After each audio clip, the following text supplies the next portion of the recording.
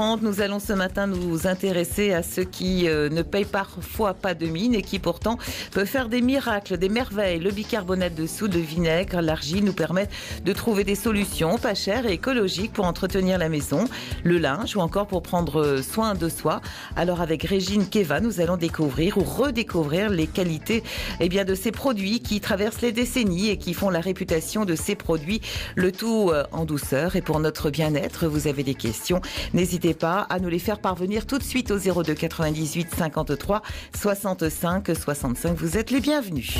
9h, 9h30, les experts. 02 98 53 65 65. Bonjour Régine. Bonjour Catherine, bonjour tout le monde. Merci d'être avec nous ce matin. Quelques commentaires déjà pour commencer cette émission sur Facebook avec Huguette qui nous dit « J'ai acheté votre livre et franchement il est très complet. Je viens également de me l'offrir », rajoute alors LR, donc je ne connais pas le prénom, plein de recettes super en perspective. Et puis il y a des questions également avec celle-ci tout d'abord de Cécile qui nous dit « Bonjour, existe-t-il un remède préventif contre les crampes et puis un remède pour les faire passer quand elles sont là. Ma fille de 11 ans en a très régulièrement dans les mollets. » Alors contre les crampes.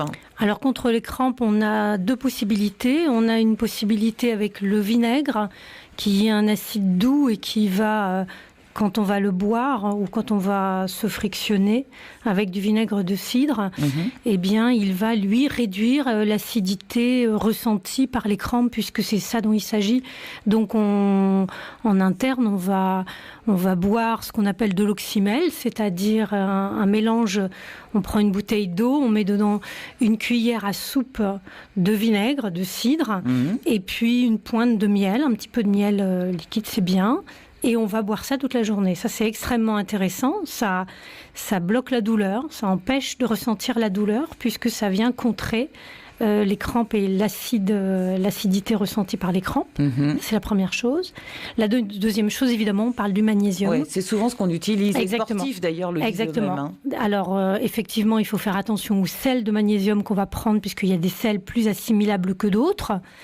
Et surtout, il y en a qui sont très laxatifs, ça dépend des organismes, donc il faut faire attention. On peut aussi se faire une huile de massage avec du magnésium. Alors ça, c'est intéressant de faire ça, parce qu'on va pouvoir se faire se masser avec du magnésium. Il va pénétrer dans la peau et il va détendre. Ça marche assez bien. Alors pour faire cette huile de magnésium, il faut s'y prendre en plusieurs fois parce que le chlorure de magnésium qu'on va prendre, dans ce cas-là, on va acheter du Nigari. On l'achète dans tous les magasins bio. C'est pas cher du tout. Et je recommande le Nigari plutôt que du chlorure de magnésium de pharmacie, qui est celui-ci synthétique et 5 fois plus cher que le Nigari. Voilà. Donc on achète des paillettes de Nigari et on les fait fondre dans l'eau parce qu'elles ne vont pas se dissoudre dans l'huile. Et il va falloir faire un mélange huile-eau qu'on va faire avec une émulsion, comme si on faisait une petite vinaigrette. On va y aller à la fourchette, par exemple. Et puis on va se prendre une huile qui file bien, style une huile de noisette. On peut se prendre une huile alimentaire. Oui, sans problème. Bien sûr. On prend même une huile d'olive. Et on va faire ce mélange-là et on va se l'appliquer sur la peau. On peut ajouter une goutte d'huile essentielle de Golteri, qui est une huile essentielle qui va calmer l'inflammation, calmer la douleur. Et là, à moindre coût, on a quelque chose de très intéressant, de très naturel et qui va nous soulager. Voilà. Bon, voilà, donc une bonne recette pour la petite fille de Cécile qui a 11 ans, donc c'est vrai qu'elle doit être bien embêtée quand même d'avoir des crampes.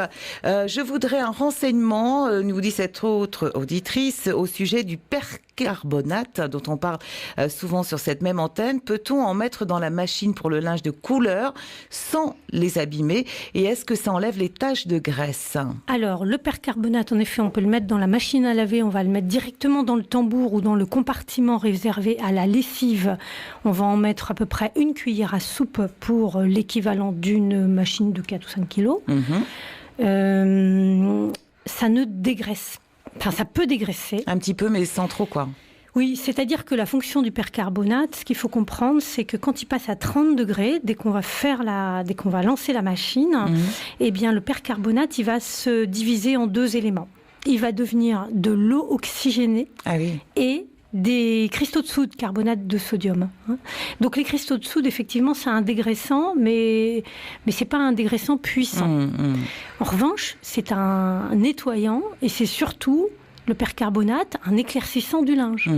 Donc il va raviver les couleurs. Dans ce cas-là, on va mettre une petite cuillère à soupe dans une machine de couleur. Ouais. Dans une machine de blanc, on peut en mettre deux. Ça pose pas de problème, oui, parce que ça blanchit le linge, quoi. Oui, Ouais. alors ça va éclaircir les couleurs. Moi, j'ai testé sur une machine de couleur et ça ne décolore pas le linge du tout. Par contre, effectivement, s'il était un peu gris, un peu terne, pouf, ça le ravive. D'accord. Extra. Requinque. C'est donc du naturel, c'est une poudre naturelle. On l'appelle l'eau oxygénée solide. Vous avez compris pourquoi.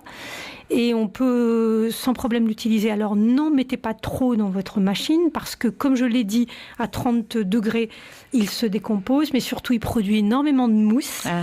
Dès qu'on le met en relation avec un agent type savon, et bien là, il va produire une mousse considérable. Donc, on y va mollo. Donc on y va avec parcimonie. Mais alors, pour la graisse, alors éventuellement, pour les taches de graisse, qu'est-ce qu'on peut faire? Est-ce qu'il y a un produit parmi ceux que vous avez en stock, entre guillemets? Pour la graisse, moi j'aime bien le savon noir. Savon noir, tout simplement. Le savon noir, c'est vraiment bien. On va laisser tremper le textile taché dans de l'eau et on va le tamponner, le couvrir de savon noir. Et puis ensuite, on va laisser agir et puis ensuite on passe en machine. D'accord, et puis ça part comme ça. Bon, ben voilà, donc pour ces petites recettes et pour ces messages que vous nous avez laissés, soit sur le site internet, soit sur Facebook, et auxquels Régine Keva vient de répondre, nous allons passer aux auditeurs et auditrices maintenant qui sont en ligne sur France Bleu Praïs. 9h, 9h30, les experts. 02 98 53 65 65. Et c'est Noémie qui ouvre le bal. Bonjour Noémie. Bonjour Noémie. Bonjour. Alors, expliquez-nous ce qui vous amène. Écoutez, je voudrais savoir s'il est possible de retirer des taches de soleil ou de vieillesse, je ne sais pas quel terme employer, taches noir-marron sur les mains, sur le visage. Ah oui, ça c'est quelque chose qui nous guette toutes avec l'âge, forcément. Il y a une dépigmentation de la peau, donc on se retrouve avec des taches marron. Est-ce qu'il y a un remède efficace ou pas, Régine, que vous connaissez à travers vos petits produits? Alors j'y travaille, je suis en ce moment sur l'écriture d'un livre, entre autres sur ce sujet-là. D'accord. Je peux vous donner une piste, mais je dois travailler encore. Elle n'est pas finalisée. Non, elle n'est pas finalisée. C'est-à-dire qu'on sait que le chlorure de magnésium, dont je parlais tout à l'heure, le nigari, on sait qu'il repigmente le cheveu. Le cheveu, le sourcil, etc. La moustache pour les hommes, absolument. Bon, comme coloration, non? Oui, ça repigmente. Ça repigmente, ça marche bien, mais il faut en mettre régulièrement et puis sur les endroits concernés. Alors, pour la peau, dans un premier temps, je pensais que ça fonctionnait de la même façon, mais je suis en train d'étudier la structure de la peau. Et j'apprends, comme tout le monde, beaucoup de choses. Et c'est pas exactement le même fonctionnement. Par contre, je sais que les algues y arrivent parce qu'elles ont un pouvoir de repigmentation de la peau. Mais je vous en dirai plus quand j'aurai vraiment creusé la question. Valider tout ça, d'accord. Je suis en plein dessus. Faire un livre là-dessus, peut-être. Absolument. Donc pour l'instant, peut-être mettre un petit peu de bicarbonate aussi dessus On va essayer surtout quand même le chlorure de magnésium. Ça, c'est sûr que ça peut pas faire de mal. Observer ce que ça donne. Et puis, rappelez-moi dans un mois. Voilà, dans un mois. On parle beaucoup des huiles essentielles, mais j'ai un petit peu peur, comme ça, en fait. Alors, les huiles essentielles, vous avez raison d'avoir peur, il faut bien les connaître, et comme je le dis toujours, je ne suis pas une spécialiste des huiles essentielles. Il faut les diluer de toute façon la plupart du temps. Il faut toujours les diluer, il faut les mélanger avec de l'huile, il ne faut jamais les appliquer sur la peau pure, elles peuvent brûler. Donc, soyez prudente, et puis surtout, consultez des livres écrits par des spécialistes sur le sujet. Et puis, dans les pharmacies, il y a aussi des pharmaciennes qui s'y connaissent vraiment très bien en huile essentielle et qui peuvent vraiment vous conseiller. Et la coupe rose, à part voir les dermatos, c'est pareil. Alors, les problèmes de peau comme ça. Alors, la coupe rose, on en avait déjà parlé sur l'antenne et j'avais surtout recommandé un vinaigre parce que c'est une inflammation. Voilà. Et il faudrait que je recompulse un peu mes livres parce que j'avais conseillé des choses. Et a priori, contre les inflammations de peau, on a évidemment le vinaigre qui vient calmer et on va avoir les recommandations habituelles, c'est-à-dire une petite pâte composée de bicarbonate et d'eau. On va prendre de l'eau de rose qui va calmer. et on fait une petite pâte, on applique doucement sur la peau, sur les endroits sensibles. D'accord. Pas en cataplasme, en gommage. Ah oui, On le fait un petit peu tous les jours ou tous les 2 jours, ça suffira largement. Et puis on observe. Voilà. Bon. Et puis ça ira mieux. Bon, Voilà. j'attends votre livre avec impatience. Ok, écoutez, on vous tiendra informé, ne vous inquiétez pas, Noémie. Merci. Je vous en prie, au revoir. Josette est en ligne avec nous à Spézette. Bonjour Josette. Bonjour Josette. Bonjour. Alors, moi j'aurais voulu savoir s'il y avait quelque chose pour déjaunir des cheveux blancs, grisonnants. Ah oui, alors ça c'est un problème assez récurrent aussi quand on prend l'âge, le jaunissement des cheveux. Ouais. Le jaunissement des cheveux, je vais vous reparler de la même chose que ce que j'ai dit tout à l'heure, c'est-à-dire le chlorure de magnésium. On se rend compte que le magnésium, quand on en mange beaucoup ou quand on en a dans des cosmétiques, on a des cheveux qui vont retrouver une pigmentation. Alors, ça ne veut pas dire que du jour au lendemain, vous allez retrouver votre couleur naturelle, mais ça contribue à la pigmentation des cheveux. Dans ce cas-là, il y a 2 choses à faire. Vous prenez votre shampoing et vous lui mettez des paillettes de nigari, vous laissez fondre. Alors, n'en mettez pas trop parce que le problème, c'est que quand on va mettre du magnésium, il va avoir une action anti-savon, pour faire simple. Oui, d'accord, donc ça mousse pas. Donc ça va moins mousser et ça va moins dégraisser. Donc on va dire, qu'est-ce que c'est que ça ? Voilà. Et on peut pas le mélanger avec le shampoing ? Si, c'est ce que je suis en train de dire, mais il ne faut pas en mettre trop parce que ça va contrer l'action du savon. Mais moi, ce n'est pas pour repigmenter. Oui, j'ai bien compris. C'est pour déjaunir, quoi. Alors, mon hypothèse, c'est que ça doit faire le même effet. Je vais vous dire ça. Et la deuxième chose, c'est qu'effectivement, les gens qui mangent beaucoup de magnésium et donc les grands consommateurs d'algues disent eux-mêmes, et on les voit, qu'ils ont des cheveux en très bon état et qui retrouvent des couleurs naturelles et leurs cheveux ne grisonnent pas. D'accord. Voilà. Tous au magnésium. Allez, hop, on va faire une descente. Et le produit, c'est du nigari. Alors, le nigari, c'est ça. Qu'on trouve dans les magasins bio. C'est ça, c'est pas cher, c'est 2 € les 100 grammes. Voilà, Josette. Merci Josette. Bonne journée, au revoir. On poursuit la conversation avec Anne, qui est en ligne avec nous à Castres. Bonjour Anne. Bonjour Anne. Oui, bonjour. Moi, je voulais juste témoigner justement sur le chlorure de magnésium, parce que j'en ai acheté justement pour moi, pour mes enfants, contre la fatigue, parce que j'ai le petit livre en fait de Régine Keva. Oui, aux éditions J'ai lu, Voilà, qui est super, qui est bien expliqué, et je l'utilise aussi pour un de mes chats en fait qui a des problèmes de peau, donc je fais avec une compresse. Et puis j'applique ça sur sa peau et je trouve qu'en 1 semaine déjà ça a bien... Ça a évolué. Alors expliquez-nous ce que vous avez fait.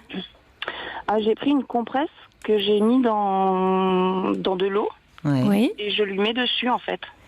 Mais j'ai pas voulu mettre pur en fait parce que ça pique. Alors vous parlez du chlorure de magnésium, Oui, c'est ça. D'accord.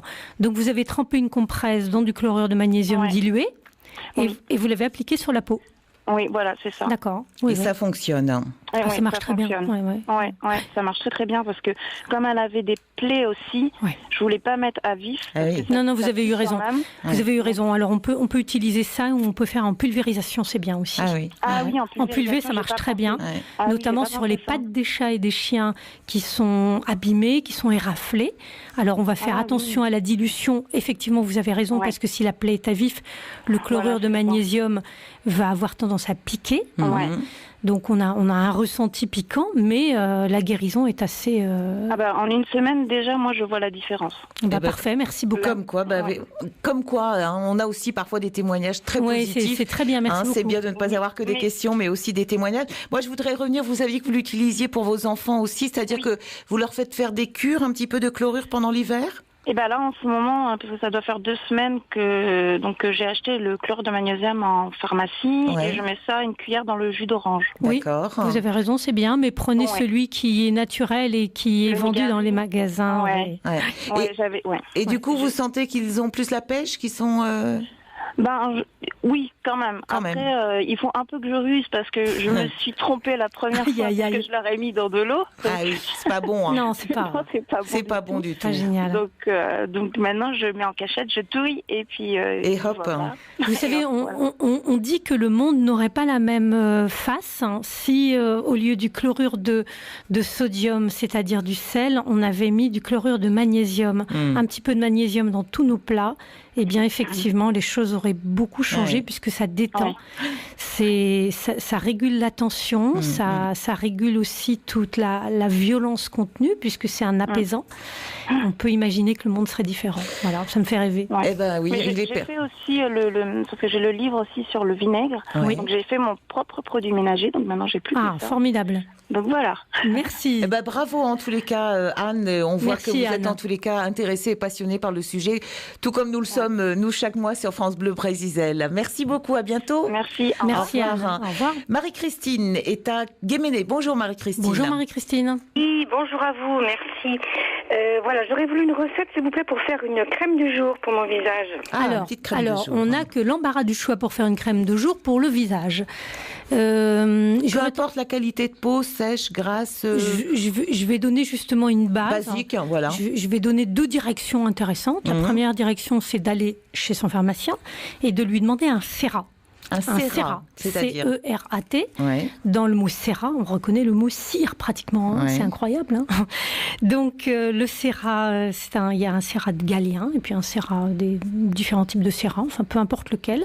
Le sérat, c'est un mélange donc de cire d'abeille, d'huile d'amande douce et d'eau de rose. Que du bonheur pour la peau.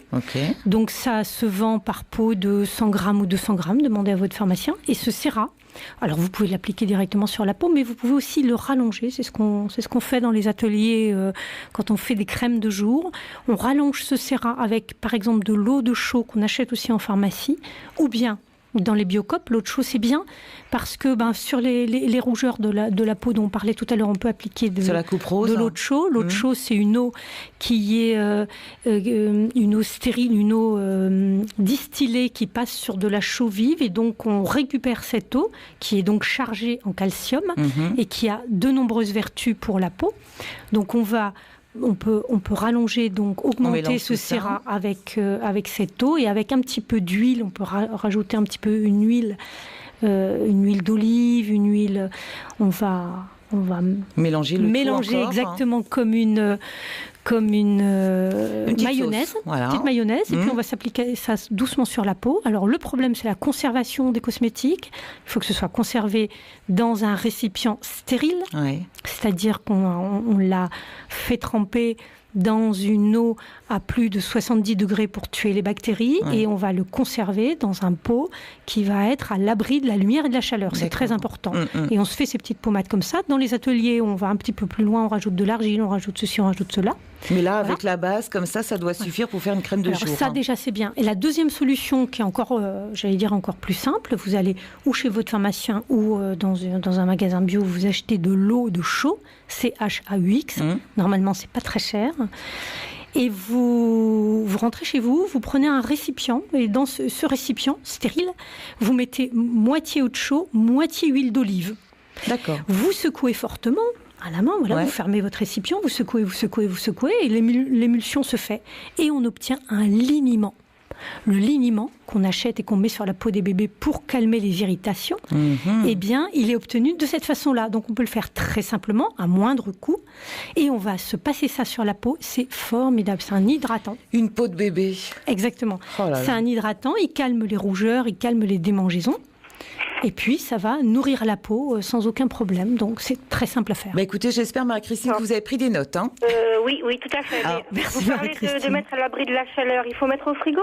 Alors, au frigo, si on garde plus que plusieurs semaines. Sinon, dans la salle de bain. Une salle de bain, normalement, ce n'est pas surchauffé. Donc, voilà, exactement. Et dans ce cas-là, c'est bien. Et donc, plusieurs semaines, vous dites, on peut le garder ? Alors, on peut garder 3 semaines, mais on va faire un petit pot de 50 millilitres, pas plus, Ça ne sert à rien d'en faire 3 kilos, ça va se dégrader. D'accord. Voilà.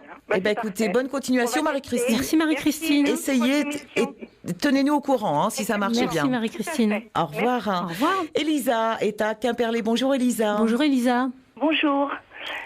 Allô? Oui, on vous écoute. Bonjour. Moi aussi, je vous appelle pour essayer d'avoir une recette, on va dire miracle, pour essayer de soulager une des crises d'arthrose articulaire. Alors, on m'a parlé de l'huile essentielle de Gualtéry. Ouais. La Gualtéry, ça soigne un peu tout quand on a des douleurs de toute façon. Oui, alors juste pour les miracles, je crois que je ne suis pas la bonne adresse. Non. Mais bon, c'est juste les produits naturels, moi. Donc pour l'arthrose, personnellement, moi j'aurais tendance à dire de l'oxymel. Parce que oui, les gens qui ont de l'arthrose témoignent que ça les soulage considérablement. Donc l'oxymel, je répète, tout le monde va finir par savoir par cœur la recette de l'oxymel. Ça fait rien, on a toujours de nouveaux auditeurs. On prend une bouteille d'eau, remplie d'eau, on y ajoute une cuillère à soupe de vinaigre de cidre et une petite pointe, comme j'aime bien ce mot-là, de miel. Un miel liquide, un miel d'acacia, c'est très bien, un miel de châtaignier, plein de bonnes vertus. On mélange et on boit ça toute la journée.